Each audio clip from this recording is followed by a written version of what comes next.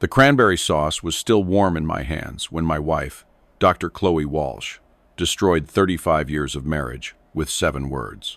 Eli was always a peso muerto in this family. The ceramic serving bowl slipped from my fingers, striking the hardwood floor of our dining room with a sound like a gunshot. Cranberry sauce splattered across the Persian rug that Chloe's father had given us for our 10th anniversary. The same rug I'd hand-cleaned twice a year for 25 years. The same rug where our children had taken their first steps, where we'd unwrapped Christmas presents and celebrated graduations and pretended we were happy. The laughter started immediately. My son Justin, 32 and too much like his mother, snorted into his wine glass. My daughter Tiffany covered her mouth, but I could see her shoulders shaking with suppressed giggles. Even my youngest, Ethan, just turned 27, was grinning as he helped himself to more stuffing. But it was my daughter-in-law, Brianna, who laughed the loudest, throwing her head back like Chloe had just delivered the punchline to the world's funniest joke. "Oh my God, Chloe, that's terrible," she gasped between giggles. But so accurate.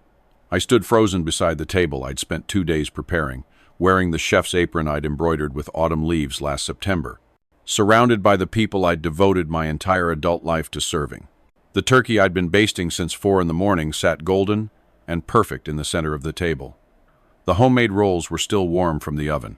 The sweet potato casserole with the marshmallow topping, which took 3 hours to prepare properly, was gently steaming in its crystal dish, my grandmother's crystal dish. The one I'd promised myself I'd pass down to Tiffany someday. All of it ignored while my family laughed at the joke that was my life. "Peso muerto," Chloe repeated, savoring the Portuguese phrase she'd learned from her colleague Carlos. "Dead weight? That's what you are, Eli. Always have been, dragging us down with your little hobbies and your crazy ideas." The crazy idea she was referring to had been mentioned exactly once, tentatively, hopefully during the appetizer course, a small bed and breakfast, something I'd been dreaming about since the children left home 3 years ago. I'd even found a property, a Victorian house in Vermont, that needed renovation but had good bones, character, potential. "I think it could be wonderful," I'd said quietly, passing the cheese board that had taken me an hour to arrange properly. With the kids grown, we could start fresh, travel, meet new people. I could finally use my hospitality degree. The hospitality degree I'd earned at 38, taking night classes while working part-time and still managing to have dinner on the table every evening by 6:30. The degree I'd never been able to use because someone needed to drive Tiffany to ballet practice, or Justin to debate team, or Ethan to drum lessons, or Chloe to the airport for another business trip where she'd come home exhausted and expectant, waiting for me to massage the tension from her shoulders and listen to her complaints about demanding clients. "A bed and breakfast," Chloe had said, cutting into her perfectly prepared turkey with surgical precision. "With what money, Eli? With what business experience? You've never run anything more complicated than a church bake sale." "I ran the church charity auction for 8 years, I'd said, hating how defensive I sounded. "I organized the community food drive that raised over $50,000. I managed the household budget through 3 recessions and still saved enough to—" "That's not the same as running a business," Justin had interrupted, his voice carrying the same dismissive tone he'd inherited from his mother. "Dad, you can't just decide to become an entrepreneur at 64. That's not how the real world works." "Besides," Tiffany had added, not looking up from her phone where she was undoubtedly posting pictures of my carefully prepared meal to Instagram without credit, "you'd hate dealing with strangers all the time. You're not exactly social. Not social." The man who'd hosted dinner parties for Chloe's colleagues for 3 decades, who'd organized neighborhood block parties and school fundraisers and charity galas, who'd been the perfect political husband during Chloe's brief stint as city councilwoman, smiling and making small talk and remembering everyone's names and their children's accomplishments. But I'd learned long ago that my family had a remarkable ability to forget my contributions the moment they were no longer convenient. "It was just an idea," I'd said finally, reaching for my wine glass and noticing how my hand trembled slightly. "Something to think about for the future." That's when Chloe had delivered her verdict. "Peso muerto. Dead weight." And they'd all laughed. Now I stood in the ruins of my Thanksgiving dinner, cranberry sauce seeping into the antique rug, while my family continued their meal as if nothing had happened, as if they hadn't just reduced 35 years of my life to a punchline. "Eli," Chloe said without looking up from her plate, "you going to clean that up or just stand there all night?" I looked at her, really looked at her, for what felt like the first time in years. Dr. Chloe Walsh, 60 years old, impeccably tailored, and still formidable in the way that middle-aged women with money and confidence often were. The same woman who'd swept me off my feet at a college mixer in 1985, who'd promised me adventures and partnership and a life full of possibilities. Somewhere along the way, those promises had transformed into expectations. I'd cook, clean, manage, organize, facilitate, and disappear. I'd become the invisible infrastructure that kept her life running smoothly. So invisible that my own family couldn't imagine me as anything else. Actually, Chloe, I said, my voice surprisingly steady, I think I'll leave it. I untied my autumn leaf chef's apron, the one I'd spent hours embroidering while watching Chloe's crime dramas. The one that had seemed so festive this morning when I'd put on my good watch and hoped for a pleasant family dinner and dropped it on top of the cranberry mess. What the hell is wrong with you? Chloe's voice carried the edge it got when her routine was disrupted. This is your grandmother's rug. Yes, it is. I walked to the coat closet and pulled out my navy wool overcoat, the one I'd bought 3 years ago but rarely wore because Chloe said it made me look like I was trying too hard. And now it's yours to clean. Dad. Ethan's voice held the first note of uncertainty I'd heard from him all evening. Where are you going? I paused at the front door, looking back at my family. They sat around my table, under my grandmother's chandelier, in the dining room I decorated and maintained and loved, looking at me like I was a stranger who'd wandered into their lives by accident. Maybe I was. I'm going to find out if I'm really dead weight, I said, pulling on the leather gloves I'd received last Christmas from Tiffany Practical Brown. Forgettable gloves that matched exactly what she thought of me. Or if you've all just forgotten what it feels like to carry yourselves. I walked out into the November evening, leaving the door open behind me so they could hear my car engine starting, could hear me backing out of the driveway of the house I'd called home for 28 years. I drove through our quiet neighborhood where every house was lit with the warm glow of family dinners and football games, where other men my age were probably loading dishwashers and wrapping leftovers and pretending their lives were exactly what they'd always dreamed they would be. But I didn't go home to our empty house with its perfectly coordinated throw pillows and spotless kitchen and guest room that was always ready for visitors who rarely came. Instead, I drove to the Marriott on the edge of town, checked into a room with a view of the interstate, and sat on the generic hotel bed with my phone in my hands. The text came from Chloe at 11:30. This is ridiculous. Come home. At midnight. Eli, you're embarrassing yourself. At 12:30. Fine. Sulk all you want, but you're paying for that hotel room yourself. I turned off my phone and opened my laptop. The Victorian house in Vermont was still for sale. I'd been secretly checking the listing every week for 2 months, memorizing the photographs of the wraparound porch and the tower room that would make a perfect reading nook for guests.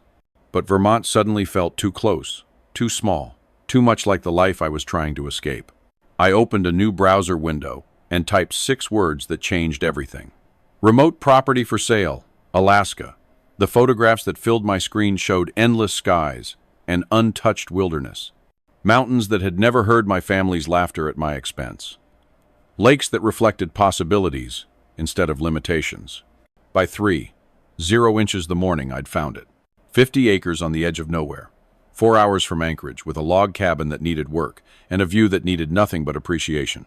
By 4:0 inches the morning, I'd transferred the down payment from the savings account Chloe didn't know I had, the inheritance from my parents that I'd been carefully investing for 15 years, while she'd been making jokes about my grocery money.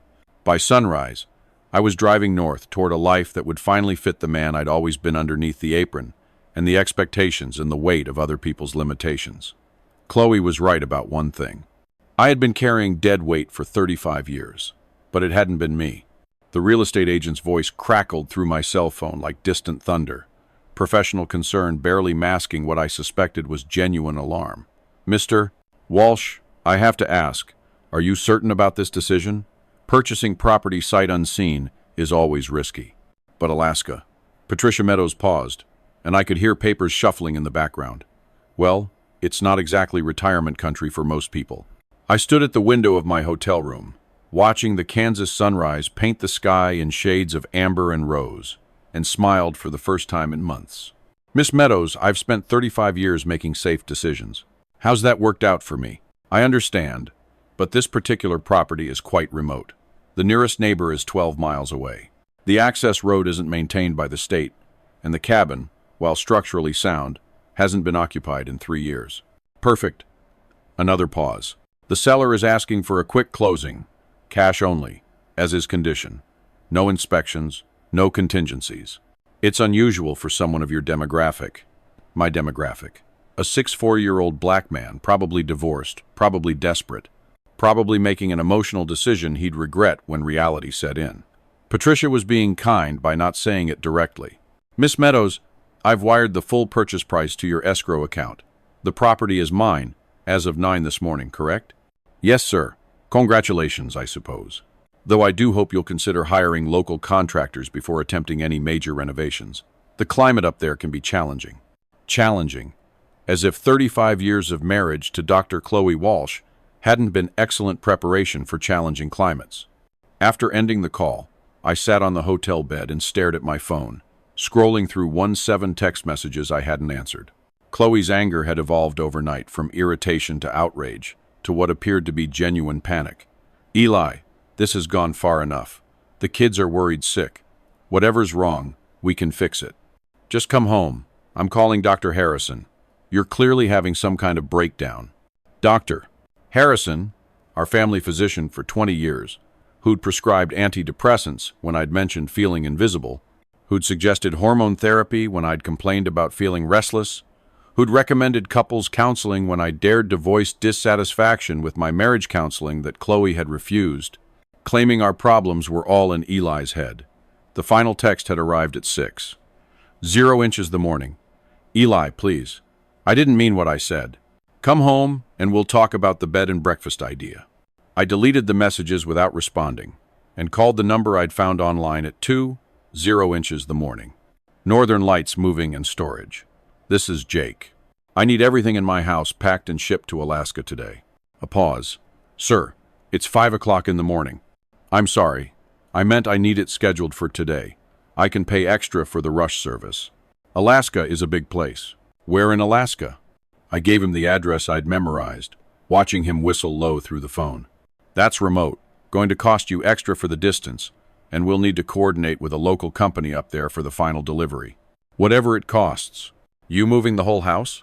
I considered this question, thinking about the dining room set where my family had laughed at me last night.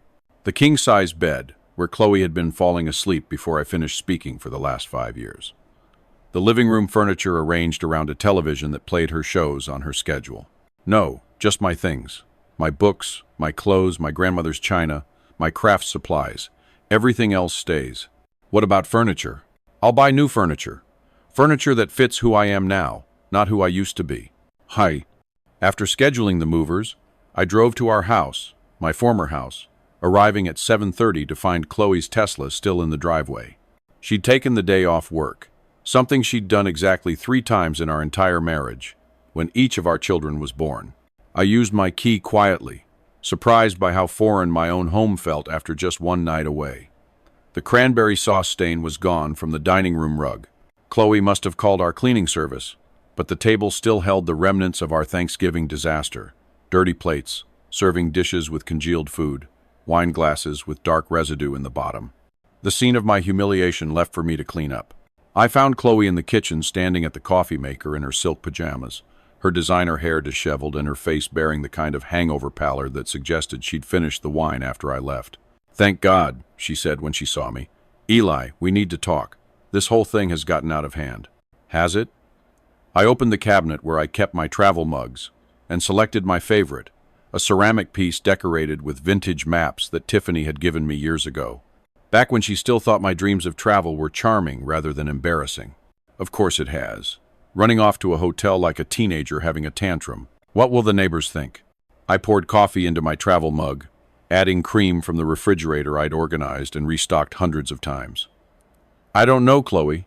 What do you think they'll think? I think they'll think my husband has lost his mind. She moved closer, and I caught the familiar scent of her expensive perfume mixed with wine and fear. Eli, I know I said some things last night. We all did. But you know how family dinners get. Everyone's tired. Maybe we had too much wine. Dead weight. What? That's what you called me. Dead weight in Portuguese. So it would sound more clever, more cutting. Chloe's face flushed red. I was joking, Eli. It was a joke. You know, I didn't mean... Which part was the joke? The part where you said I'd always been dead weight? Or the part where our children laughed about it? They weren't laughing at you. They were laughing at me, Chloe. Just like you've been laughing at me for years. Every time I mentioned going back to school or starting a business or traveling somewhere that wasn't a pre-planned vacation to the same resort we visited 8 times, I walked past her toward the stairs, heading for the bedroom to collect the personal items the movers would need to identify. Where are you going now? Chloe's voice carried the edge of a woman who was accustomed to controlling situations and found herself suddenly powerless. Upstairs to pack. Pack for what? How long is this little rebellion going to last? I stopped halfway up the stairs, looking down at the woman I'd promised to love and honor until death do us part. She stood in our kitchen wearing the silk pajamas I'd given her for her birthday, surrounded by the breakfast dishes I wouldn't be washing in the house I'd turned into a home she'd taken completely for granted. It's not a rebellion, Chloe. It's a divorce. The word hung in the air like smoke from an extinguished candle. You can't be serious. I've never been more serious about anything in my life. Eli, you're 64 years old. You can't just start over. Where would you even go? What would you do?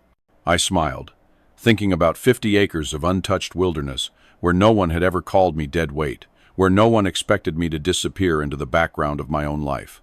I'm going to find out what it feels like to be the main character in my own story. This is insane. You don't have any money, any skills, I have $380,000 in my personal account, a hospitality degree, 35 years of management experience, and more skills than you've ever bothered to notice. Chloe's mouth opened and closed like a fish gasping for air. $380,000? How do you have my parents' inheritance? The money you assumed didn't exist because you never asked about it. The money I've been investing while you've been treating me like unpaid household staff. I climbed the rest of the stairs, leaving Chloe standing in her expensive kitchen, finally understanding that the man she'd taken for granted was about to take himself completely out of her reach. In our bedroom, I pulled out the suitcase I'd bought years ago for a trip to Europe that never happened because Chloe decided it was too expensive, too impractical, too much trouble. Now it would carry me 6,000 miles away from everything I'd ever known. The movers arrived at noon, efficient and professional, packing my life into labeled boxes. While Chloe made increasingly desperate phone calls to our children, I heard fragments of her conversations, explanations about midlife crises and hormonal changes and the need for family intervention. But I also heard something I'd never heard before. Genuine fear that I might actually mean what I said. By evening, my possessions were loaded onto a truck heading north. By midnight, I was on a plane to Anchorage, watching the lights of Kansas disappear beneath the clouds. Somewhere over the Canadian border, I opened my laptop and began researching sustainable building practices, ecotourism, and the hospitality industry in Alaska. Deadweight didn't research. Deadweight didn't plan. Deadweight didn't spend the flight designing the life he was going to build from scratch. But Elijah Walsh, not Eli, not anymore, was about to prove that he'd been carrying everyone else for so long. He'd forgotten how light he could be on his own. The bush pilot who flew me from Anchorage to my new property looked like he'd stepped from a Jack London novel, grizzled beard, eyes the color of glacier ice, and hands that gripped the controls of his Cessna like he was shaking hands with an old friend. "You sure about this, sir?" he shouted over the engine noise as we banked over endless wilderness. "Weather's turning, and that cabin's been empty a long while. Might want to consider staying in town tonight, heading out in the morning." Below us stretched a landscape that seemed to exist beyond the reach of human ambition. Mountains rose like cathedral spires against a sky the color of pewter, their peaks crowned with snow that had never known footprints. Rivers snaked through valleys where the only roads were game trails, where silence wasn't broken by traffic or sirens, or the constant hum of civilization demanding attention. "I'm sure," I called back, clutching the armrest as we hit another pocket of turbulence. "I've been waiting my whole life to be sure about something." He gave me a look that suggested he'd transported his share of people running from their lives, and most of them hadn't lasted a winter. But he nodded and began his descent toward a clearing that seemed impossibly small from the air, barely more than a scar in the vast green canvas of forest. The landing was rougher than anything I'd experienced in 30 years of vacation flights to predictable destinations. The plane bucked and jolted down what I generously supposed was a runway, finally shuddering to a stop in front of a log cabin that looked like it had been carved from the surrounding forest by someone who understood that beauty didn't require ornamentation. "That's her," the pilot said, cutting the engine. Home sweet home. The cabin was larger than the photographs had suggested. 2 stories of weathered logs with windows that reflected the surrounding wilderness like mirrors. A covered porch, wrapped around 3 sides, and I could see the bones of what had once been a garden, now overgrown with wild grasses and late-season wildflowers. But it was the lake that stole my breath. 50 yards from the cabin's front door, water stretched toward the horizon like liquid silver, so still and perfect it seemed to hold the sky captive in its depths. Mountains rose directly from the far shore, their reflection creating a world that existed both above and below the surface. Real and mirrored, possible and impossible. Previous owner was a writer, the pilot said, helping me unload my suitcases. Came up here to finish some novel, stayed 15 years, only left when his arthritis got too bad for the winters. Did he finish it? The novel? Heard he wrote 12 of them.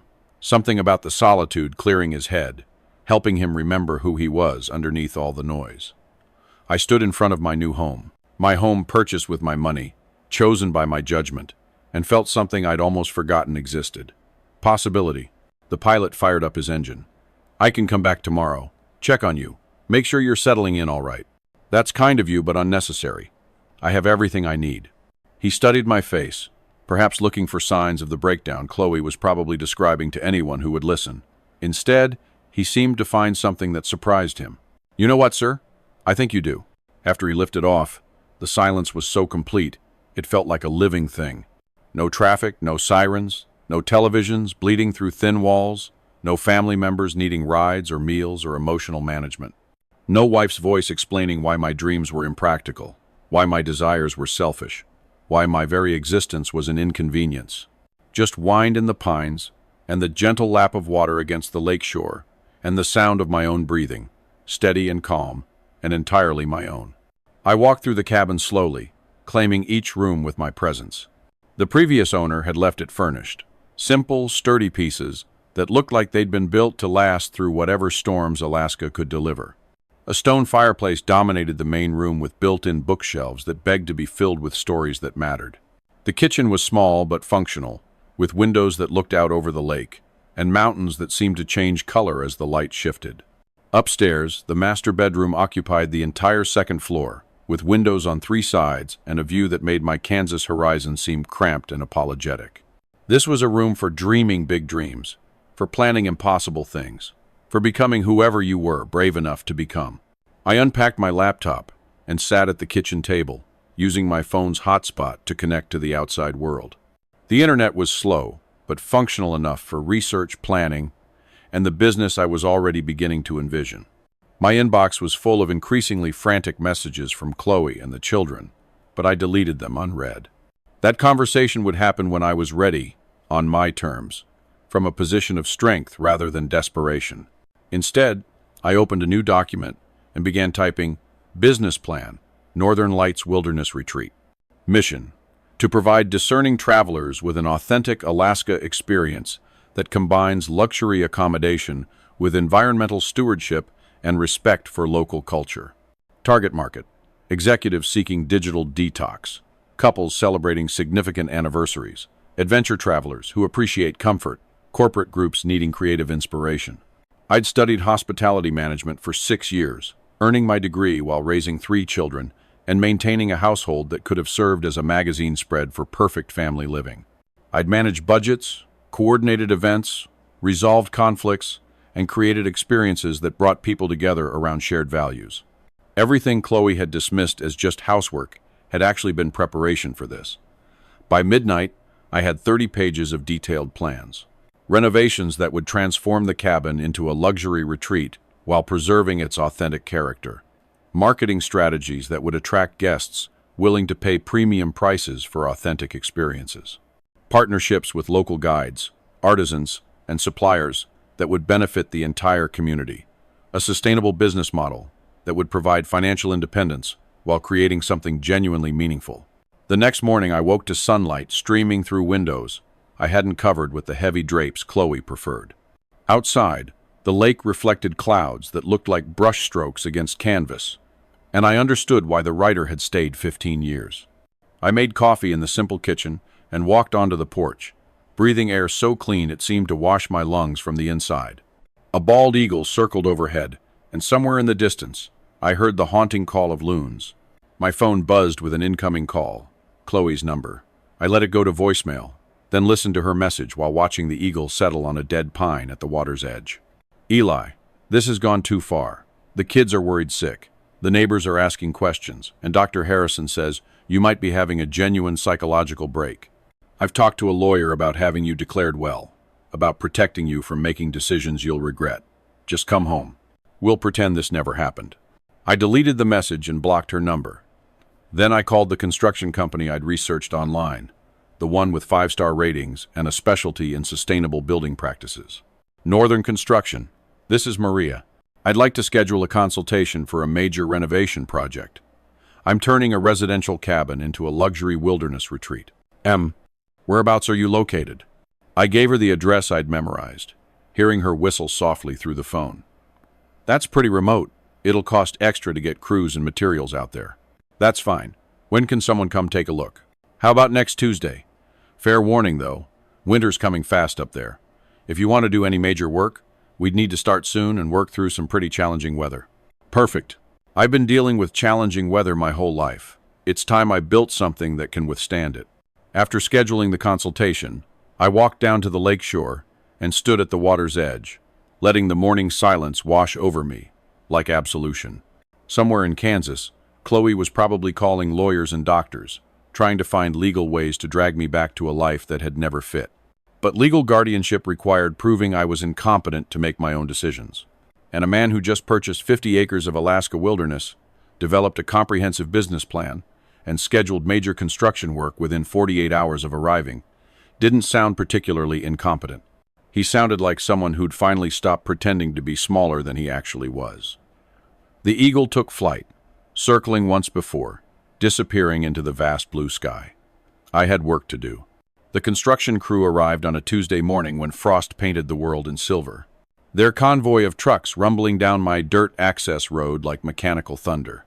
I watched from my kitchen window as they unloaded equipment and materials. These men and women who would help transform my vision into reality. Maria Santos emerged from the lead truck, a compact woman in her 50 seconds with calloused hands and eyes that missed nothing.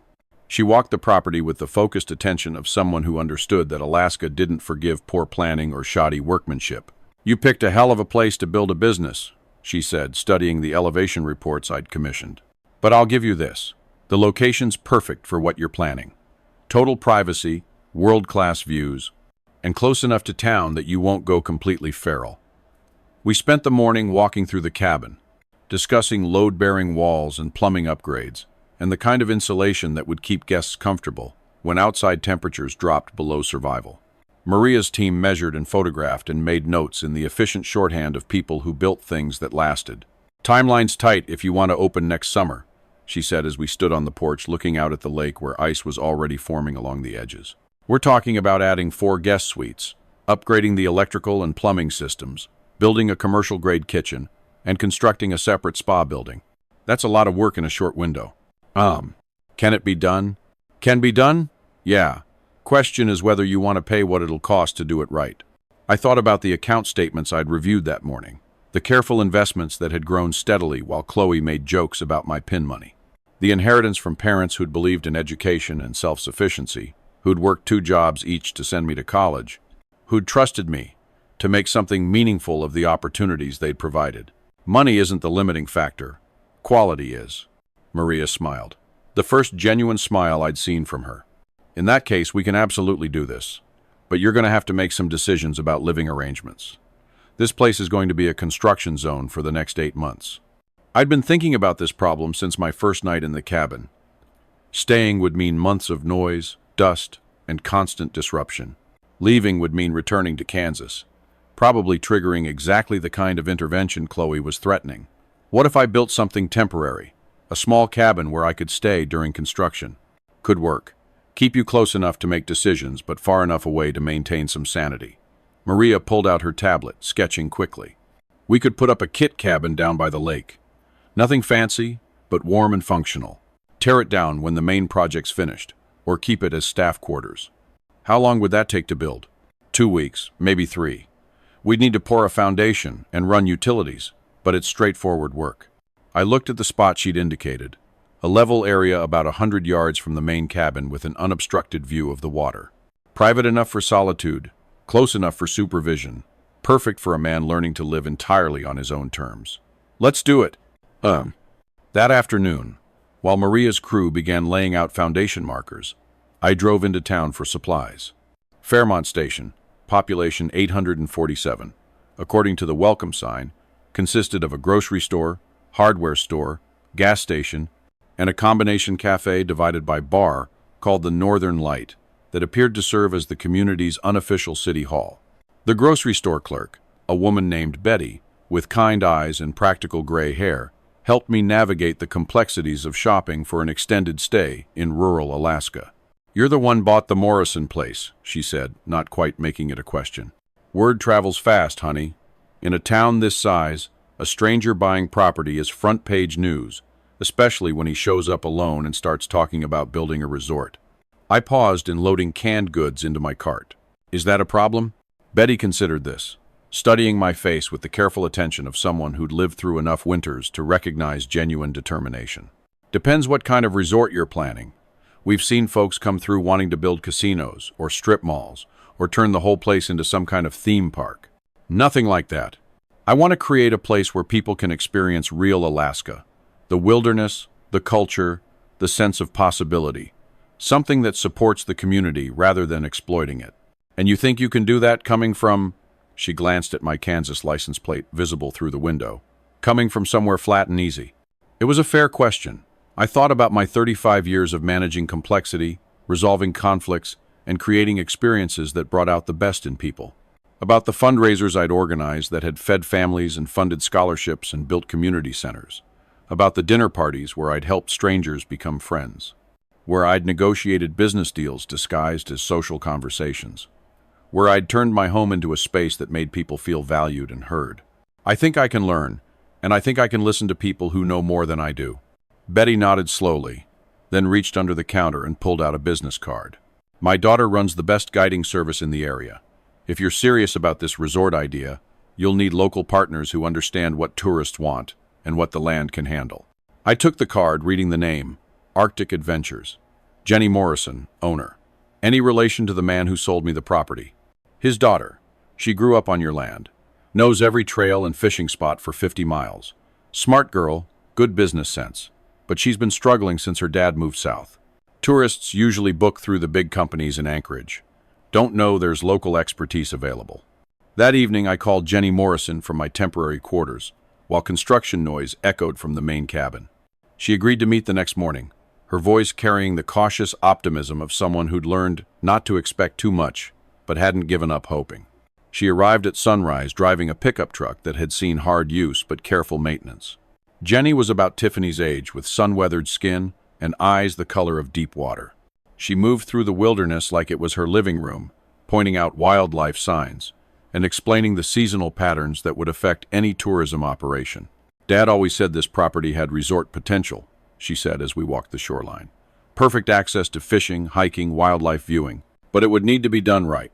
Small scale, respectful, focused on the experience, rather than just extracting money from tourists." That's exactly what I have in mind. We spent the morning discussing partnerships, profit sharing, and the kind of authentic experiences that would justify premium pricing. Jenny knew where to find the best fishing, which trails offered the most spectacular views, how to track and photograph wildlife without disturbing natural behaviors. "I have one condition," she said as we walked back toward the cabin. "Any business we build here, it supports the community. Local hiring, local suppliers, local culture. Too many outside developers come in and turn Alaska into a theme park version of itself." Agreed. I want to create something that belongs here, not something that could exist anywhere. Jenny studied my face, looking for the kind of insincerity she'd probably encountered from other outsiders with big dreams and small understanding. Whatever she saw seemed to satisfy her. "All right then, let's build something worth building." As she drove away, I stood on my porch, watching the sun paint the lake in shades of gold and copper. My phone had been buzzing with ignored calls all morning. Chloe's number, the children's numbers, even Dr. Harrison's office.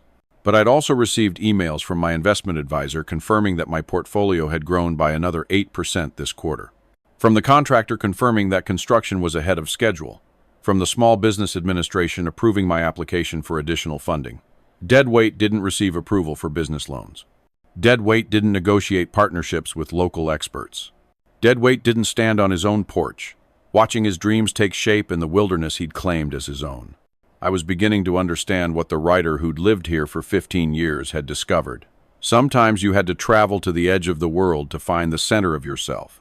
The loons called across the water, their voices carrying promises I was finally ready to believe. Winter arrived like a judgment, swift and absolute, and more beautiful than anything I'd experienced in 6 decades of Kansas seasons. By February, the lake was a white highway stretching toward mountains that seemed carved from crystal, and my temporary cabin had become a cocoon of warmth in a world transformed by silence. The main construction had slowed but never stopped, Maria's crew working in shifts through the harsh weather with the kind of determination that seemed uniquely Alaskan. Inside the temporary cabin, I spent the dark months planning, researching, and learning the hospitality business with the focused intensity of someone making up for lost time. Jenny stopped by twice a week, bringing groceries and mail, and the kind of practical wisdom that only came from surviving 40 winters in the bush. She'd become something I'd never had in Kansas. A true friend who valued my mind rather than my domestic services. "Package from Kansas," she said one bitter February afternoon, stamping snow off her boots as she entered my small kitchen. The box was substantial, professionally packed with Chloe's law firm return address. I'd been expecting this. Inside, beneath layers of legal padding, were divorce papers. Not the simple dissolution I'd filed through my own attorney in Anchorage, but a complex document filled with accusations and demands.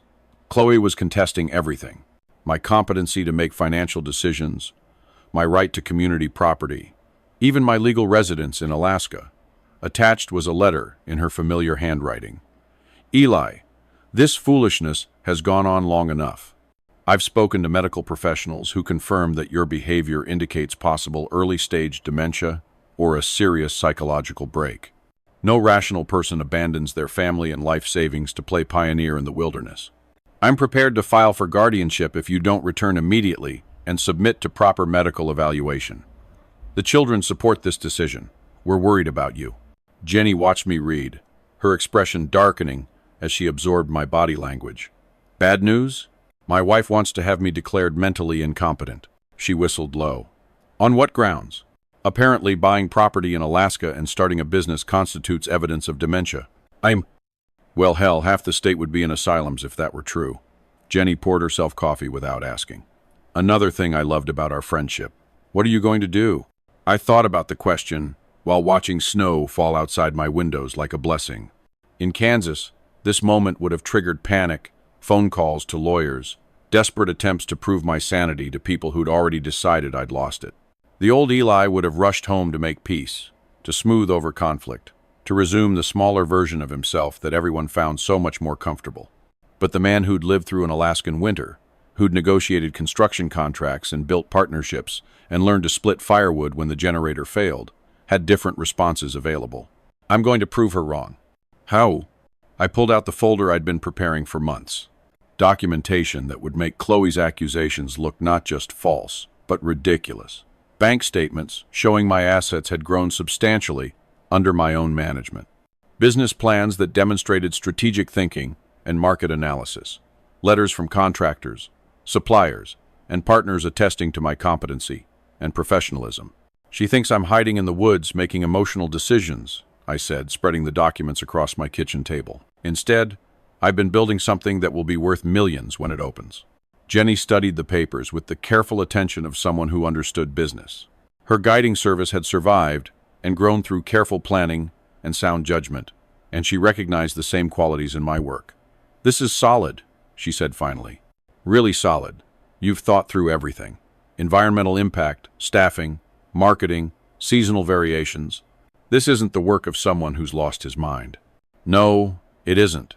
But fighting this kind of thing costs money and energy. You sure you want to get dragged into a legal battle instead of focusing on the business?" I thought about Chloe's letter, about her assumption that threatening me with medical evaluation and guardianship would send me scurrying home in fear. About 35 years of backing down from conflicts, apologizing for inconveniencing people with my existence, making myself smaller to accommodate everyone else's comfort. Jenny, I've been avoiding conflict my whole life. It never made anything better, just postponed the reckoning. If Chloe wants a legal fight, she can have one.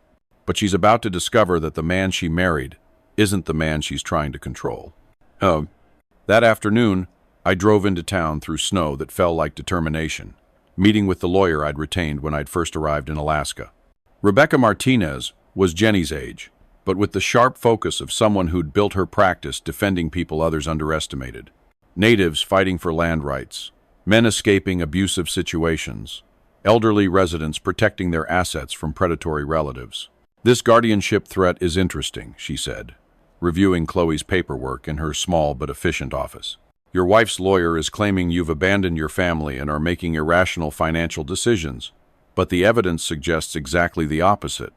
What do you mean, Elijah? You've increased your net worth by 40% in 8 months. You've started a business with excellent profit potential. You've integrated into a new community and established professional relationships. These aren't the actions of someone with diminished capacity.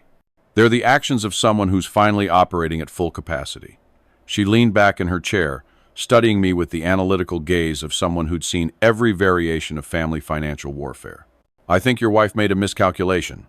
She assumed you were having a breakdown, acting impulsively, making decisions you'd regret when you came to your senses. Instead, you've been systematically building a new life that works better than your old one. So, what happens next? Next, we document everything. Your business success, your community integration, your financial growth, your mental acuity. We build a case that demonstrates not only that you're competent, but that you're more competent than the woman trying to control you. And then, Rebecca smiled, the expression of a lawyer who'd found the perfect strategy for her client's situation. Then we file a countersuit. Harassment, defamation, interference with business relationships. We make it clear that any attempt to challenge your competency will result in very public documentation of why your marriage ended and who's really making irrational decisions. I thought about this nuclear option, about the public exposure it would bring to Chloe's treatment of me, about the satisfaction of finally fighting back with weapons that matched hers. How long would all this take? Months? Maybe a year? Legal battles are expensive and exhausting, and there's always the risk that a judge might be sympathetic to a worried wife's claims about her elderly husband. But there's another option. There's always another option. You could prove your competency so thoroughly that her case becomes laughable before it ever reaches court. How? Rebecca pulled out a legal pad and began writing. You could open your business ahead of schedule, generate revenue, create jobs, attract national attention, make it impossible for anyone to claim you're making poor decisions by demonstrating the spectacular success of those decisions. The resort won't be ready until summer. The resort won't be ready. But what about a smaller operation? A few guest rooms, some guided tours, a preview of what's coming. Enough to establish that this isn't a fantasy. It's a functioning business. I thought about the main cabin, still under construction, but nearly habitable, about Jenny's expertise in guiding and my experience in hospitality, about the possibility of proving Chloe wrong, not with legal arguments, but with undeniable reality. We could do a soft opening, limited guests, premium pricing, exclusive access, marketed as a preview of Alaska's newest luxury wilderness experience. Exactly. Nothing defeats claims of incompetency like documented business success.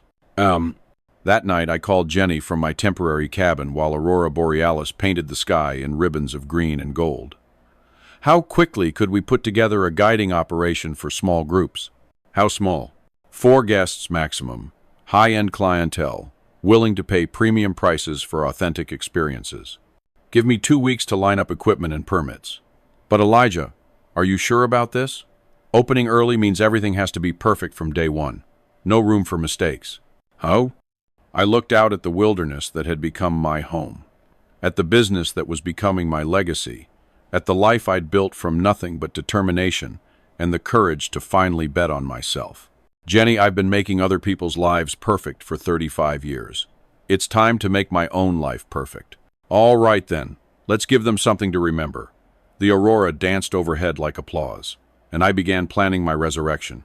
The first guests arrived on a morning in late April, when the lake ice was singing. that haunting melody of frozen water beginning to surrender to spring. I watched from the main cabin's new picture windows as Jenny guided their helicopter to a landing on the beach, my heart hammering with the kind of anxiety I hadn't felt since my first dinner party as a young husband. But this was different. This time, success or failure belonged entirely to me. "Eli, they're here," Jenny called, her voice carrying excitement that matched my terror. Our first paying customers, a tech executive from Seattle and his wife, celebrating their 30th anniversary with what their booking agent had described as the ultimate Alaska experience. I smoothed my hands down the front of my jacket, new Alaska gear that actually fit, unlike the decades of clothes I'd chosen to accommodate Chloe's preferences, and walked out to greet them. David and Patricia Kimura emerged from the helicopter like visitors from another world. Expensive outdoor gear still creased from the store, faces bright with anticipation, and the kind of nervous energy that came with paying $5,000 for 3 days in the wilderness. "Welcome to Northern Light Sanctuary," I said, extending my hand with confidence I was still learning to feel. "I'm Elijah Walsh, your host." "Oh? This is incredible," Patricia breathed, turning in a slow circle to take in the mountains, the lake, the lodge that had risen from Maria's crew's determination, and my stubborn vision. The pictures don't do it justice. David was already pulling out his camera, capturing the kind of views that would make their friends back in Seattle question their own vacation choices. "How long have you been operating here?" "This is actually our inaugural weekend," I said, deciding honesty was better than pretense. "You're our very first guests." Instead of concern, their faces lit with genuine delight. "We're pioneers," Patricia laughed. "David, we're literally the first people to stay here. That's even better than we hoped." I led them into the main lodge, watching their reactions as they absorbed the space we'd created. The great room soared 2 stories with floor-to-ceiling windows that turned the wilderness into living artwork. The fireplace was already crackling, Jenny's work, and the scent of my grandmother's cinnamon bread recipe filled the air from the kitchen where I'd been baking since dawn. "This is spectacular," David said, running his hand along the custom dining table Maria's team had crafted from reclaimed local timber. "But it doesn't feel touristy. It feels authentic." Authentic, the word I'd been chasing for months. The quality that would separate our retreat from the countless commercial lodges that treated Alaska like a theme park. "That was exactly our goal," I said, leading them to their suite, one of 4 guest rooms we'd completed ahead of schedule. "We wanted to create a space that honored the wilderness while providing genuine luxury." The suite was perfect, if I allowed myself that moment of pride. Local artwork, handcrafted furniture, a bathroom with a soaking tub positioned to frame the lake view. Chloe would have called it showing off, but Patricia clasped her hands together like she'd discovered treasure. "This is our dream room," she said to David. "Honey, take a picture of me by that window." While they settled in, I returned to the kitchen where Jenny was preparing for our afternoon excursion. A guided tour of the lake and surrounding wilderness that would showcase why people traveled thousands of miles for this experience. "They love it," I told her, pulling the last batch of bread from the oven. "They actually love it." "Of course they do. You built something amazing here." Jenny paused in organizing her gear. "But Elijah, you know this is just the beginning, right? One successful weekend doesn't solve your legal problems." She was right, of course. Chloe's lawyers were still threatening guardianship proceedings, still claiming my Alaska adventure was evidence of mental instability. But each day that passed without me crawling home in defeat made their case weaker and my position stronger. "It's not just about the legal battle," I said, arranging fresh flowers in the vase on the kitchen island, another detail that transformed a commercial space into something personal. "It's about proving to myself that I can do this, that the man who managed family chaos for 35 years can manage something this complex. You're managing it beautifully." The afternoon tour was everything I'd imagined and more. Jenny guided us across the lake in her custom boat, explaining the ecosystem, while I served fresh coffee and homemade cookies from thermoses, designed to keep everything perfect despite the wind and spray. We spotted eagles, moose, and a family of beavers that posed like professional models for David's increasingly expensive camera equipment. "I've stayed at resorts all over the world," Patricia told me as we drifted in a quiet cove where the only sounds were lapping water and bird calls. "But I've never felt this connected to a place. It's like being inside a nature documentary, except real." "That's exactly what we hoped you'd experience." "How did you know to come here?" David asked. "This seems like such an unlikely place for someone to start a business." I considered how to answer, looking out at the wilderness that had become my salvation. How to explain that sometimes you had to lose everything you thought you wanted to discover what you actually needed. I spent 35 years making everyone else comfortable, I said finally. I came here to find out what it felt like to make myself comfortable. That evening, I served dinner at the handcrafted table, while firelight danced across the great room's log walls. Fresh salmon Jenny had caught that morning, vegetables from the greenhouse we'd rushed to complete, wild berry compote I'd made from fruit I'd learned to identify through trial and error. "This is restaurant quality," David said, and I felt the glow of recognition that had nothing to do with pleasing anyone but myself. "Where did you learn to cook like this?" Patricia asked. 40 years of practice," I laughed, "though I'm finally cooking for people who appreciate it instead of just expecting it." After dinner, we sat by the fire, while northern lights painted the sky in ribbons of green and gold. David and Patricia shared stories of their 3 decades together, the compromises and growth and renegotiations that had kept their marriage strong. "The key," Patricia said, her hand finding David's across the space between their chairs, "is remembering that you're both allowed to change. The person you married at 25 isn't the person you're married to at 55. You have to keep choosing each other as you become who you're meant to be."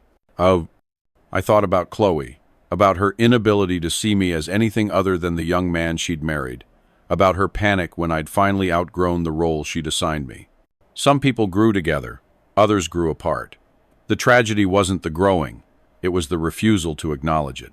"Elijah," David said as the evening wound down, "I have to ask, how did you end up here? This place, this business. It's clearly a massive undertaking for someone starting over." "Oh." I looked at my first guests, these kind people who'd trusted their anniversary celebration to my untested vision, and decided they deserved the truth. My wife called me dead weight at a family dinner. Everyone laughed, so I left everything behind and came here to find out if I was actually dead weight, or if I was just a man who'd been carrying everyone else for so long I'd forgotten how to carry myself. Patricia's hand went to her heart. "Oh, Elijah." And what did you find out?" David asked quietly. I looked around the great room we'd built from nothing, at the business that was already booking guests for the summer season, at the life I'd created entirely through my own vision and determination. I found out that some people mistake service for weakness, and some people mistake independence for insanity, and some people, Patricia said, raising her wineglass in a toast, build something so beautiful that everyone else realizes what they lost. We drank to new beginnings and second chances, while outside my windows, the wilderness I'd claimed as my own stretched toward horizons that held nothing but possibility. Chloe's lawyers could threaten all they wanted. I had guests to serve, a business to run, and a life to live that finally belonged entirely to me. Deadweight didn't build sanctuaries. Deadweight didn't create experiences that made people weep with joy.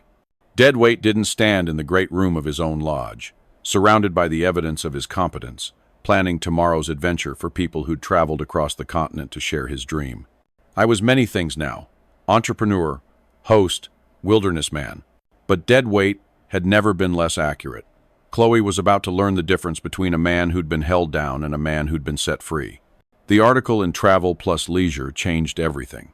I was reading it on my laptop in the lodge's great room 3 weeks after David and Patricia's visit, watching morning light dance across the lake while my coffee grew cold in the mug. Patricia had insisted on buying from our small gift collection. Alaska's best-kept secret, Northern Light Sanctuary redefines wilderness luxury. The headline alone made my heart race, but it was the opening paragraph that truly stole my breath.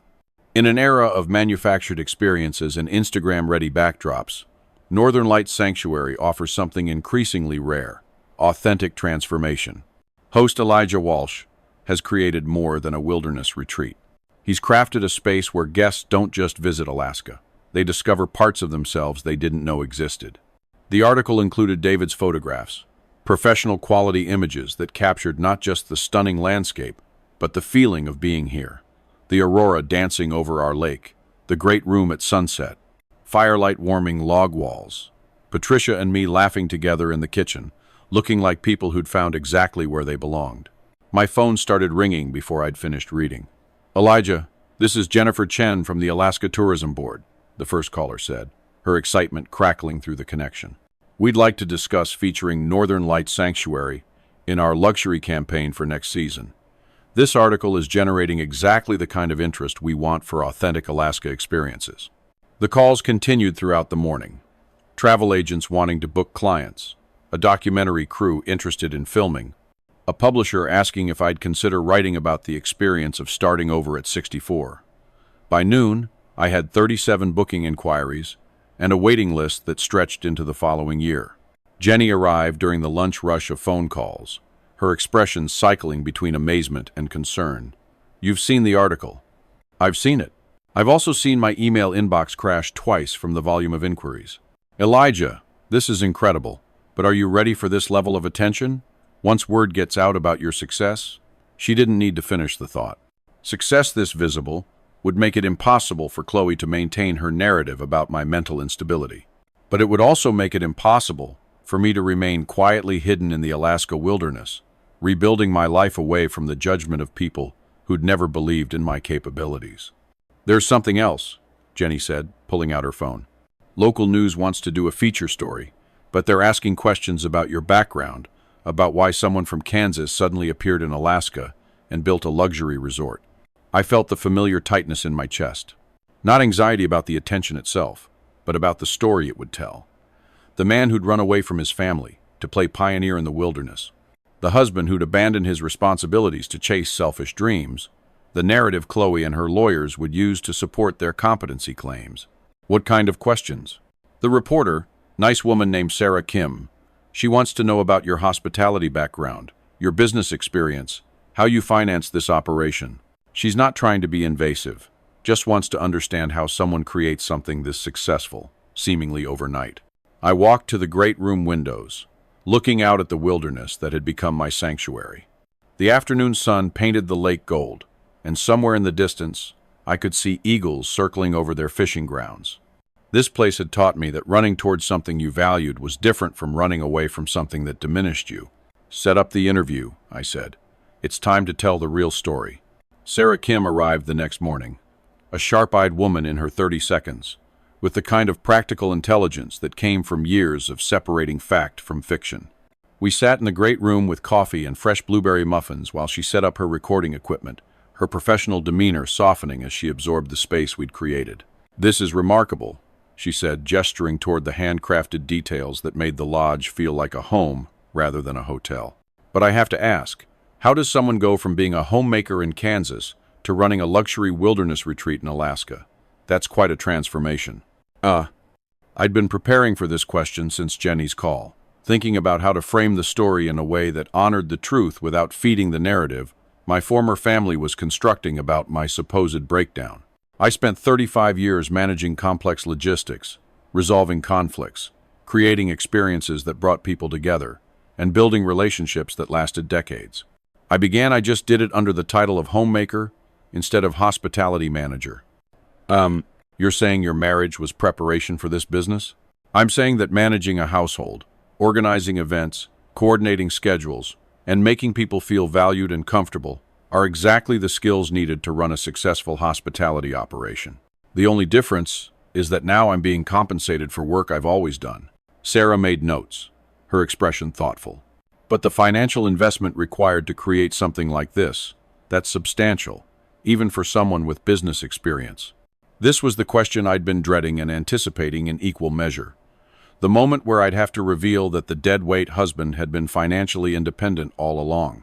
"My parents believed in education and self-sufficiency," I said carefully. "They left me an inheritance that I invested carefully over 20 years. When I decided to make this change, I had the resources to do it properly. So, this wasn't an impulsive decision. I spent 6 months researching the Alaska hospitality market before I bought the property. Another 8 months planning the renovation and building partnerships with local suppliers. Everything you see here was carefully planned and strategically executed." Sarah looked around the great room again, taking in the evidence of systematic planning and professional execution. "Elijah, I have to ask. There are rumors that your family has raised concerns about this venture, that they've questioned your decision-making capacity. How do you respond to that?" I felt the moment crystallize around us, the interview becoming something larger than a puff piece about a successful new business. This was my opportunity to shape the narrative, to define myself before others defined me. "Sarah, let me ask you something. If a 64-year-old woman left her job to start a business that became successful enough to be featured in national magazines within 6 months, Would anyone question her mental capacity? Probably not. The difference between confidence and instability often depends on whether you're expected to remain small and accommodating or encouraged to grow and succeed. I chose growth. Oh, and your family? I thought about Chloe's increasingly desperate phone calls, about the children who'd sided with her without ever asking for my side of the story, about 35 years of being taken for granted by people who couldn't imagine me as anything other than their personal support system. My family loved the man who made their lives easier. They're having difficulty accepting the man who makes his own life meaningful. That afternoon, after Sarah had finished photographing the lodge and the grounds, I received a call that made my hands shake as I answered. Mr. Walsh, this is Rebecca Martinez. We have a problem. What kind of problem? Your wife's lawyers have escalated. They're filing for emergency guardianship, claiming that the magazine article proves you're in a manic episode, making grandiose claims about business success while living in delusion. I sank into one of the great room chairs, looking out at the wilderness that had become my home, at the business that proved my competence, at the life that demonstrated my capacity for sound judgment. They're using my success as evidence of my incompetence. They're arguing that no rational person your age would abandon their family to start a wilderness resort, that the publicity you're generating is evidence of manic behavior, and that someone needs to protect you from yourself before you lose everything. The hearing is scheduled for next month. Elijah, they're asking for immediate conservatorship of your assets pending a competency evaluation. I closed my eyes, feeling the weight of the battle I'd been avoiding settle around my shoulders. Chloe wasn't just threatened by my independence. She was terrified that my success would expose her own limitations, her inability to see value in anything she couldn't control. Rebecca, I want you to file a countersuit. Harassment, defamation, and attempted financial exploitation of a competent adult. And I want to demand that the hearing be held here in Alaska, where my business and life are established. Elijah, are you sure? A legal battle like this will be public, expensive, and exhausting. I looked around the great room where Patricia had toasted new beginnings, where Sarah had recorded the story of a man who'd refused to stay small, where guests would soon gather around fires that warmed both bodies and spirits. I'm sure. Chloe wants to prove I'm incompetent. I'll prove that a man who builds something this successful from scratch is anything but incompetent. How? And if we lose? I thought about David's question, what I discovered about myself in the wilderness, and about Patricia's observation that the key to any relationship was allowing people to become who they were meant to be. We won't lose, because the evidence of my competence is all around us, generating revenue and changing lives, and proving that sometimes the bravest thing you can do is bet everything on yourself. Outside my windows, eagles circled over water that reflected nothing but possibility. The battle was coming, but I was ready for it. After all, I'd been preparing my whole life to defend the man I'd finally become. The courtroom in Anchorage was smaller than I'd expected, wood-paneled and efficient, with windows that looked out toward the mountains I'd learned to call home. Chloe sat at the plaintiff's table with her team of lawyers. Wearing the designer suit she'd always claimed made her look authoritative. She hadn't looked at me once since I'd entered with Rebecca at my side. But I'd looked at her, studying the woman I'd been married to for 35 years, as if seeing her clearly for the first time. The expensive suit couldn't hide the way her shoulders had curved inward, or the lines of worry that had etched themselves around her eyes. She looked smaller than I remembered, diminished in a way that had nothing to do with age, and everything to do with the kind of bitterness that came from discovering your control had been an illusion. Your Honor, Chloe's lead attorney was saying, a sharp-faced man named Harrison, who specialized in elder law and family conservatorship. We're here today because a 64-year-old man has abandoned his family, liquidated substantial assets, and relocated to the wilderness of Alaska, based on what can only be described as grandiose delusions. I felt Rebecca's hand briefly touch mine under the table, a reminder to stay calm, to let our evidence speak rather than react to the accusations. We'd spent weeks preparing for this moment, gathering documentation that would make their claims seem not just false, but absurd. Mr. Walsh, Harrison continued, left his home of 30 years following what his family describes as an increasingly erratic pattern of behavior. He purchased property sight unseen, began construction on a commercial enterprise with no relevant experience, and has since made claims about his business success that border on the fantastic. He gestured toward a folder thick with papers. We have testimony from family members documenting Mr. Walsh's increasing isolation, poor financial judgment, and apparent inability to maintain normal family relationships. His own children have expressed concern about his mental state and his capacity to manage significant assets. Judge Patricia Hendricks, a woman in her 50s with steel-gray hair and the kind of direct gaze that suggested she'd heard every variation of family financial drama, studied the papers before her. Mr. Harrison, what specific evidence do you have of financial mismanagement or diminished capacity? Your Honor, Mr. Walsh spent nearly $400,000 on remote Alaska property, and then invested an additional $2 million in construction and business development, all without consulting his family or seeking professional advice. And this investment has yielded what result?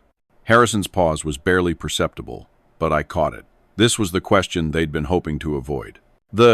The business is still in its early stages, Your Honor, but our concern is that Mr. Walsh has put his entire financial security at risk based on unrealistic expectations about— Mr. Harrison, Judge Hendricks interrupted, is the business profitable? Another pause. We believe the reported profits are exaggerated. Rebecca stood, her voice calm, but carrying an edge of professional satisfaction. Your Honor, if I may present evidence that directly addresses Mr. Harrison's claims.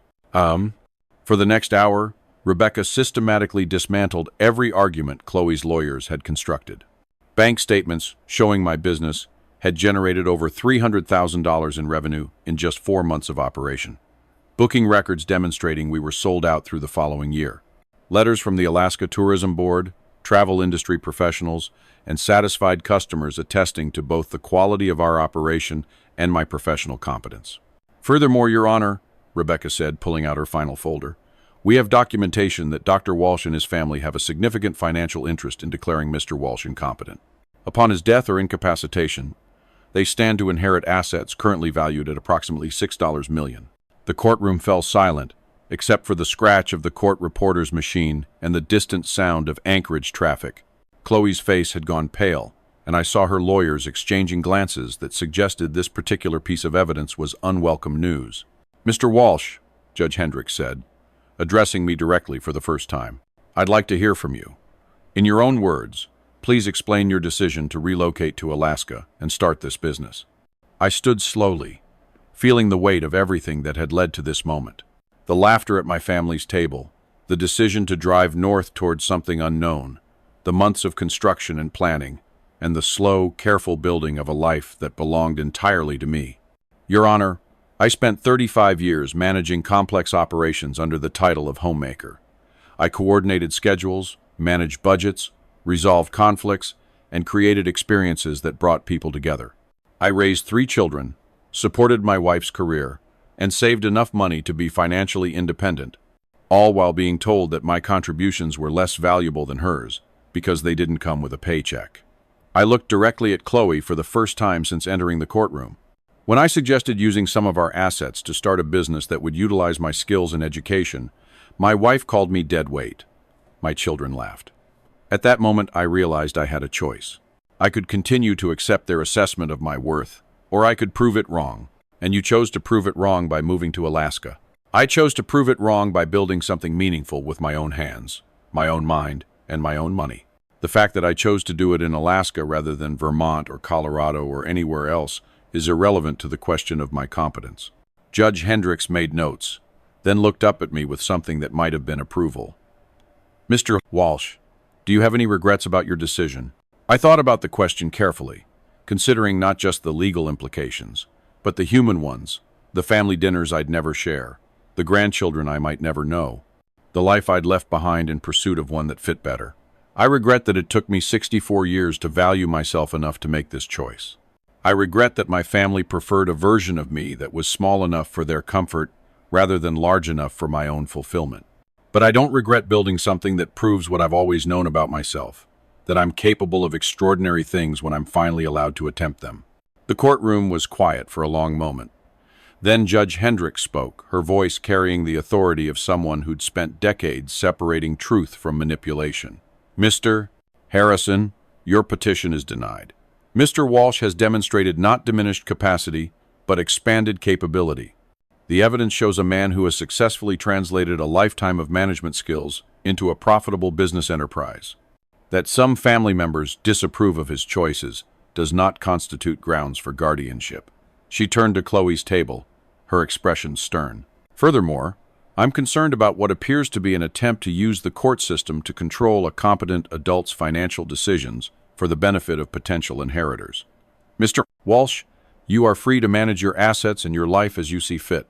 After the gavel fell and the courtroom began to clear, I stood in the hallway outside, feeling strangely empty despite the victory. Chloe approached slowly, her lawyers hanging back at a respectful distance. "Eli," she said quietly, and I heard something in her voice I'd never heard before. Genuine defeat. "It's Elijah now." Elijah? She looked older than her 60 years, worn down by months of legal battles and the gradual realization that the man she'd taken for granted was never coming back. "I want you to know I never meant for it to go this far." "What did you mean?" "I meant for you to come home.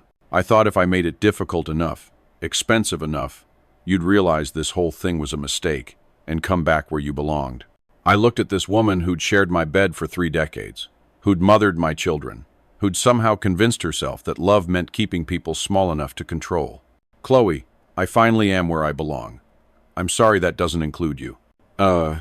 She nodded slowly, perhaps understanding for the first time that some departures were permanent, some growth irreversible. "The kids want to see you, Tiffany especially. She's been asking questions about how we treated you, about what we might have missed. They know where to find me." I walked away from the courthouse, from the legal battle, from the last threads connecting me to a life that had never quite fit. Rebecca drove me to the airport where Jenny waited with a chartered plane that would carry me home to my lake, my business, my carefully constructed sanctuary in the wilderness. As we flew north toward Fairmont Station, I watched the landscape change from urban sprawl to endless forest, from the complicated patterns of civilization to the clean simplicity of wilderness. Judge Hendricks had been wrong about one thing. I didn't have expanded capability. I'd always had this capability.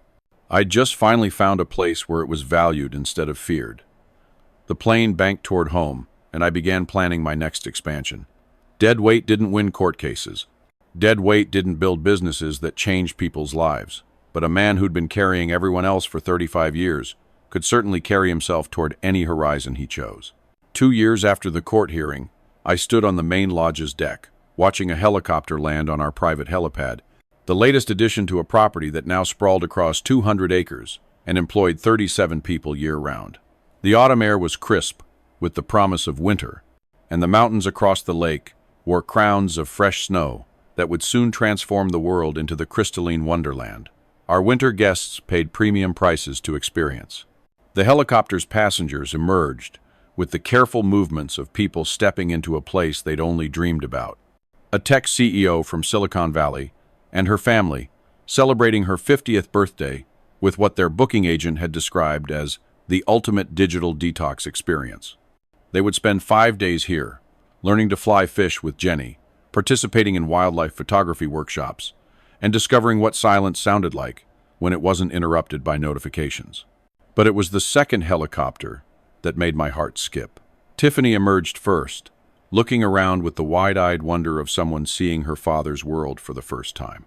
Behind her came Ethan, then Justin, my 3 children, finally accepting my invitation to visit the life they'd once dismissed as evidence of mental breakdown. "Dad," Tiffany said, and there was something different in her voice. Not the casual dismissal I remembered from our last family dinner, but genuine awe mixed with what might have been regret. This is incredible." She was right. Northern Lights Sanctuary had grown into something that exceeded even my most ambitious dreams. The main lodge now featured 12 luxury suites, each one designed to showcase a different aspect of Alaska's natural beauty.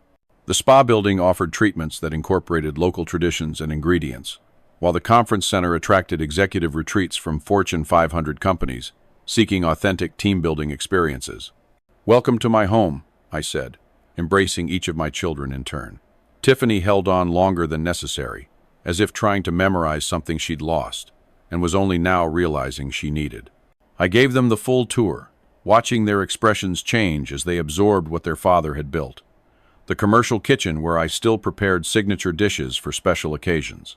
The library stocked with first editions and local history that made our guests' evenings as rich as their days.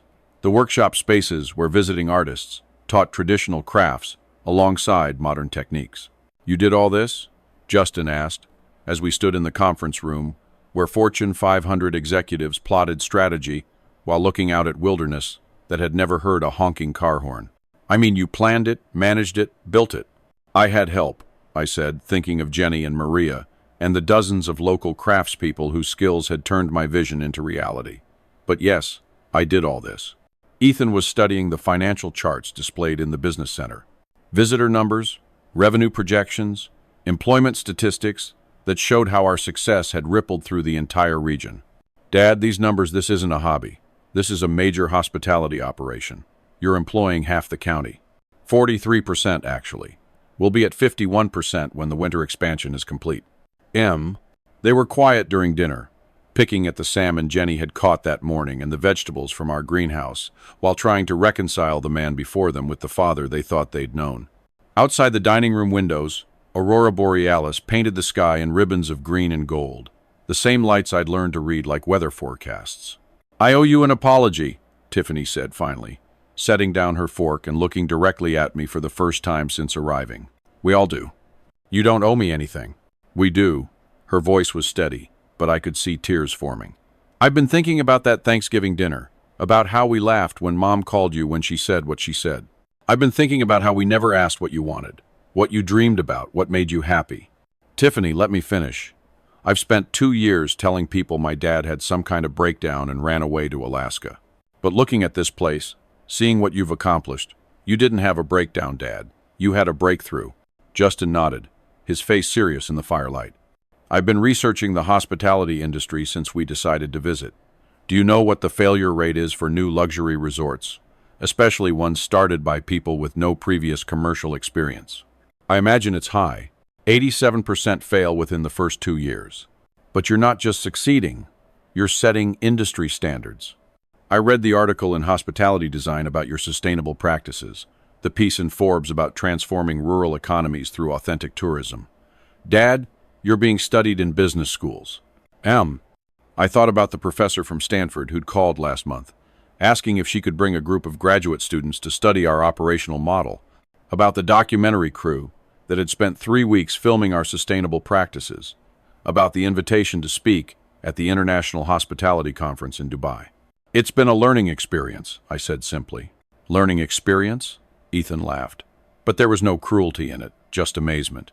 "Dad, you revolutionized an industry. While we were worried about you losing your mind in the wilderness, you were building an empire." Empire. The word felt strange applied to what had begun as simple survival. The need to prove I was more than the sum of other people's limitations.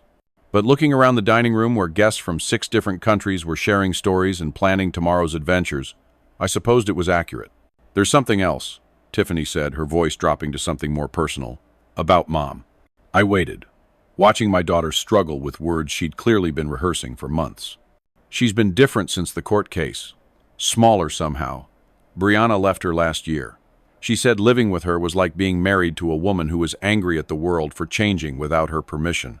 I felt a pang of something that wasn't quite sympathy, but wasn't satisfaction either. "I'm sorry to hear that." "Are you really?" I considered the question while watching the aurora dance outside our windows. Was I sorry that the woman who'd called me dead weight was struggling to rebuild her life without the infrastructure I'd provided for 35 years? Was I sorry that her children were finally seeing her clearly enough to make their own judgments about her character? I'm sorry that she's learning painful lessons about the value of what she took for granted. I'm sorry that it took losing me for her to understand what she'd lost. But Tiffany, I'm not sorry I left. I'm not sorry I built this. And I'm not sorry I proved that everything she said about me was wrong. She knows that now, Justin said quietly. She won't admit it, but she knows. She asks about you sometimes. Not like she wants you back, but like she's trying to understand how she got it so wrong. We talked until the fire burned down to embers. My children asking questions about the business, the community, the life I'd built from the ashes of their dismissal. They stayed for 4 days, participating in the same activities as our paying guests, learning to see Alaska through the lens I'd created for visitors, seeking authentic transformation. On their last morning, as Jenny prepared to fly them back to Anchorage, Tiffany pulled me aside. "I want to bring my girls here this summer," she said. "Your granddaughters. I want them to see what their grandfather accomplished. I want them to know that it's never too late to become who you're meant to be. They're always welcome. And Dad, I want to be involved. Not as a guest, not as your daughter feeling guilty about the past, but as someone who understands what you've built here and wants to help it grow." I looked at Tiffany, really looked at her, seeing not the young woman who'd giggled at my dreams, but an adult who'd spent 2 years questioning everything she thought she knew about strength, success, and the courage to change course. "What did you have in mind?" "I run a marketing firm in Chicago. I know digital strategy, brand development, social media. I could help you expand without losing what makes this place special. I could help you tell your story to people who need to hear it. Men who think it's too late to start over. Families who've forgotten how to value each other's dreams." I felt something warm settle in my chest. Not the desperate gratitude of someone starved for family connection, but the solid satisfaction of mutual respect earned through honest reckoning. "I'd like that," I said. "I'd like that very much." As the helicopter lifted off, carrying my children back to their lives in the lower 48, I stood on the deck, watching them disappear into the vast Alaska sky. They would return, not because they felt obligated to visit their eccentric father who'd run away to the wilderness, but because they'd discovered something here worth preserving. Jenny joined me on the deck, following my gaze toward the horizon where the helicopter had vanished. "They get it now," she said. "They finally see what you built here. They see what we all built here.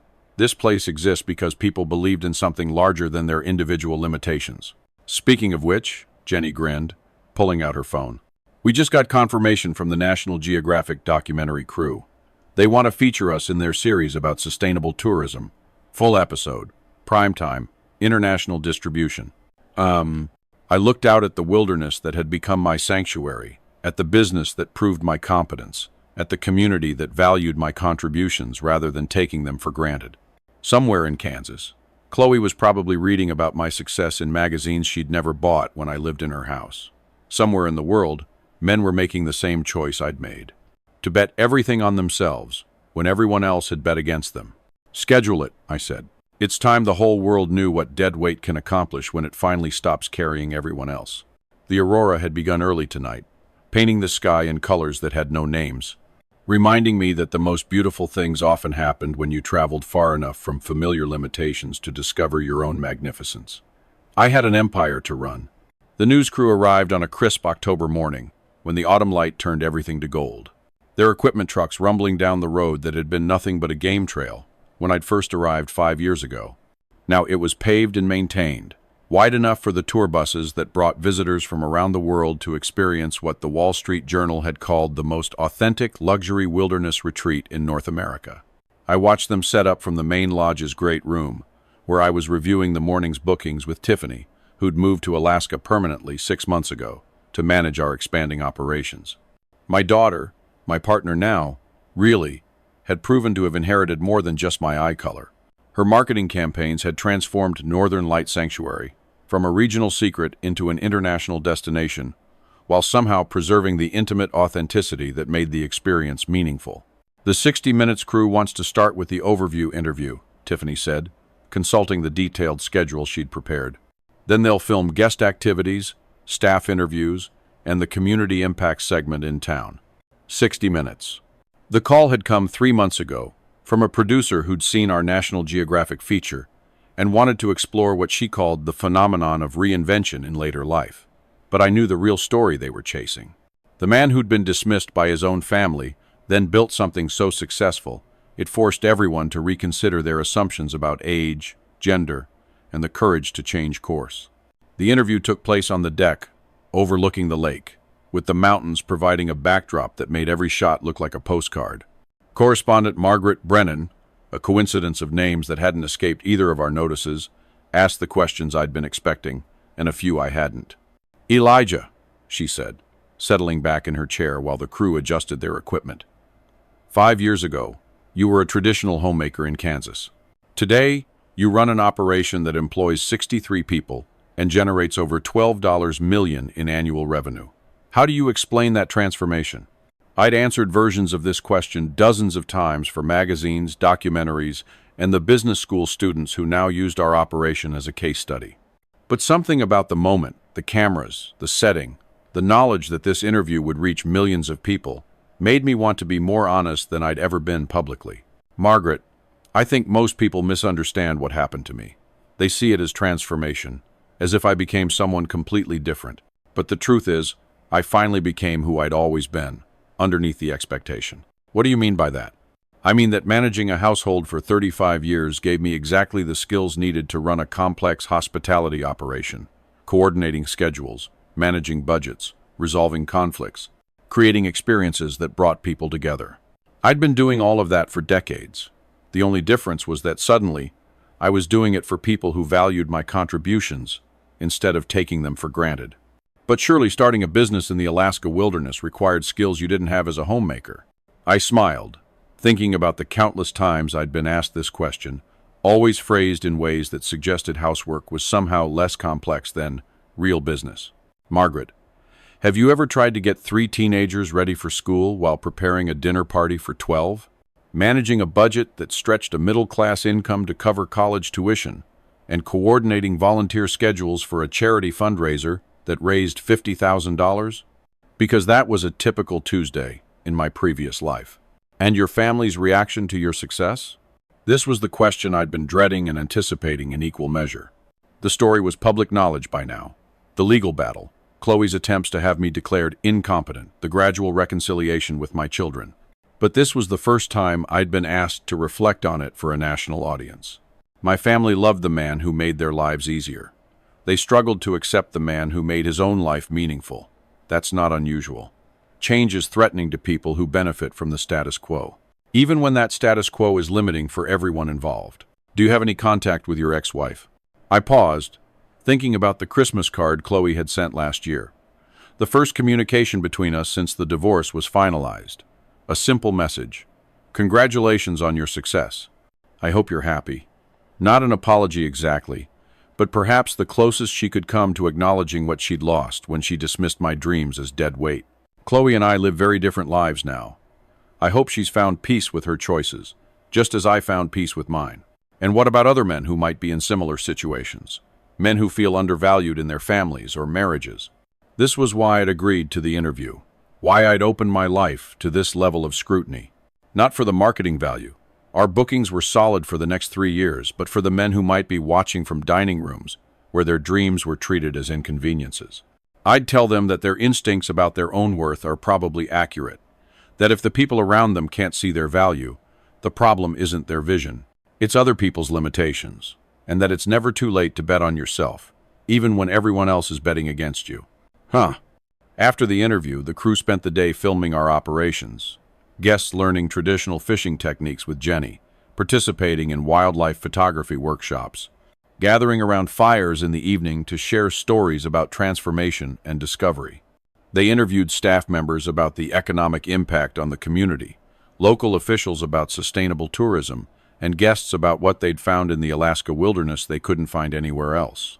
But it was the final segment that brought unexpected tears to my eyes. The crew had arranged for a video call with a group of men from around the country, viewers of their previous stories about our operation who'd been inspired to make their own major life changes. A man in his 60 seconds who'd left a suffocating marriage to open an art studio. A 50-year-old who'd quit corporate law to become a wilderness guide. A grandfather who'd used his savings to start a nonprofit serving homeless veterans. Elijah, one of them said through the screen, I wanted to thank you not just for building something beautiful, but for proving that men like us, men who've spent decades serving everyone else, that we're capable of extraordinary things when we're finally free to attempt them. As evening settled over the lake, and the camera crews packed their equipment, I walked down to the water's edge where I'd stood that first night, processing the enormity of what I was attempting. The man who'd made that choice seemed like a stranger now, brave certainly, but also desperate in a way I no longer remembered feeling. Tiffany found me there as the aurora began its nightly dance across the sky. Penny, for your thoughts, she said, settling beside me on the bench I'd installed for guests who needed quiet moments to process their own transformations. I was thinking about that first night, how terrified I was that I'd made a mistake, that maybe your mother was right about my capabilities. Any regrets? I considered the question while watching the northern lights paint the sky in colors that still took my breath away after 5 years. The business had grown beyond my wildest dreams, employing 3 times as many people as I'd ever imagined, generating revenue that had made me independently wealthy in ways I'd never expected. But the real success wasn't financial. It was the morning emails from guests whose lives had been changed by their time here. The applications from other men inspired to start their own businesses. The knowledge that I'd proven something important about the untapped potential that existed in lives that looked ordinary from the outside. I regret that it took me 64 years to value myself enough to make this choice, I said finally. I regret the years I spent apologizing for taking up space instead of claiming the space I deserved. But I don't regret leaving, or building this, or proving that everything they said about me was wrong. Speaking of which, Tiffany said, pulling out her phone, we just got an email from the White House. They want to discuss featuring our sustainable practices in the President's Economic Development Initiative. Something about rural revitalization and men's entrepreneurship. I laughed, remembering the man who'd been called dead weight at a family dinner, who'd been threatened with guardianship proceedings, who'd been dismissed as having a breakdown when he'd actually been having a breakthrough. Schedule it, I said, but make sure they understand that this isn't just about business success. It's about what happens when people who've been underestimated finally get the chance to show what they're capable of. The aurora danced overhead like applause, and somewhere in the distance, I heard the haunting call of loons preparing for their southern migration. In a few hours, I'd review tomorrow's schedule, check on guest accommodations, and plan the next phase of our expansion. There was always another challenge, another opportunity, another chance to prove that the most extraordinary things often came from the most unexpected sources. But tonight, I simply sat beside my daughter, watching the wilderness I'd claimed as my own, surrounded by the evidence of what happened when dead weight finally stopped carrying everyone else and started lifting itself. You know what I discovered out here? I said to Tiffany as we walked back toward the lodge, where lights glowed like beacons in windows I'd helped design. What's that? I discovered that I was never dead weight at all. I was just a man extraordinary enough to carry an entire family for 35 years. So strong that when I finally put them down and started carrying myself, I could build an empire. Tiffany smiled, linking her arm through mine, as we climbed the steps to the home I'd created entirely through my own vision and determination. Want to know a secret, Dad? Some of us always knew that. We just forgot to mention it when it would have mattered. Inside the lodge, our evening guests were gathering around the great room fireplace, sharing stories of transformation and possibility, while the wilderness stretched endlessly beyond our windows. Vast enough to hold all the dreams that had ever been dismissed.